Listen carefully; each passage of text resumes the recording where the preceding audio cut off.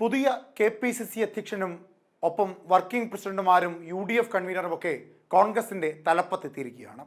കോൺഗ്രസിന്റെ മുഖം അടിമുടി മാറിയിരിക്കുന്നു. സ്വാഭാവികമായും 10 വർഷമായി പ്രതിപക്ഷത്തിരിക്കുന്ന UDFനെ സംബന്ധിച്ച് അല്ലെങ്കിൽ കോൺഗ്രസിനെ സംബന്ധിച്ച് ഒരു വലിയ മുന്നേറ്റം ഉണ്ടാക്കേണ്ട ആവശ്യകത വളരെയേറെയാണ്.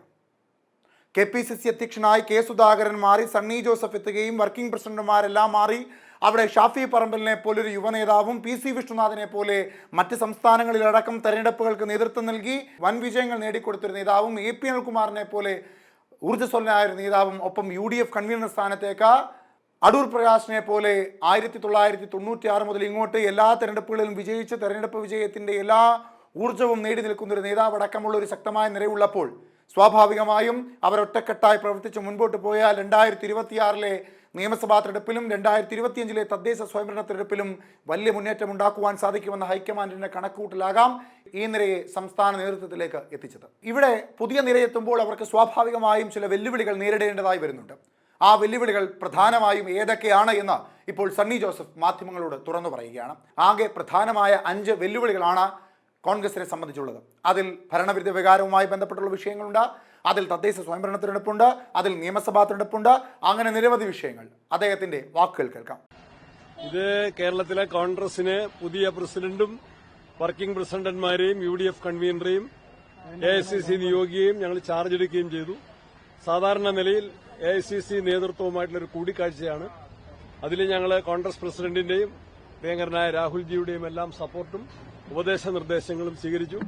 സംഘടനയെ ശക്തിപ്പെടുത്തുന്ന കാര്യങ്ങൾ മുന്നോട്ട് കൊണ്ടുപോകാൻ ഞങ്ങൾക്ക് നിർദ്ദേശം കിട്ടി. തെരഞ്ഞെടുപ്പുകൾ 2 കേരളത്തിൽ വരുന്നു. ആ തെരഞ്ഞെടുപ്പുകളിൽ കോൺഗ്രസിനെ ഐക്യജനാധിപത്യ മുന്നണിയെയും ഒരുക്കുന്നതിനെ ശക്തമാക്കുന്നതിനുള്ള പരിപാടികളുമായിട്ട് മുന്നോട്ട് പോകാൻ തീരുമാനിച്ചു. പ്രധാനപ്പെട്ട നേതാക്കന്മാരെല്ലാവരും തന്നെ എത്തിയിരുന്നു.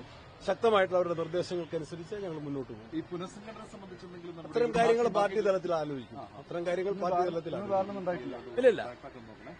ഇത്തരം കാര്യങ്ങൾ K. സുധാകരൻ യോഗത്തിൽ പങ്കെടുത്തില്ല. അദ്ദേഹത്തിന് വ്യക്തിപരമായ ചില അസൗകര്യങ്ങളുണ്ടായിരുന്നു പറഞ്ഞു.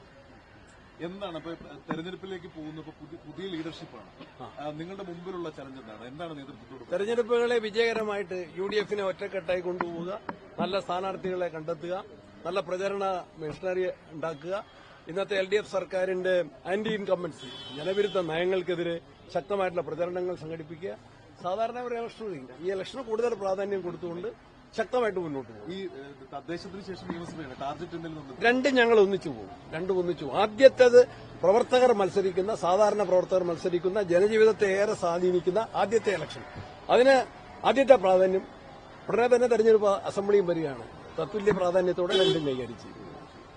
ഹൈക്കമാൻഡിന്റെ കൂടുതൽ ആവശ്യമായ സഹായവും സപ്പോർട്ടും എല്ലാ കാലത്തും ഉണ്ട്.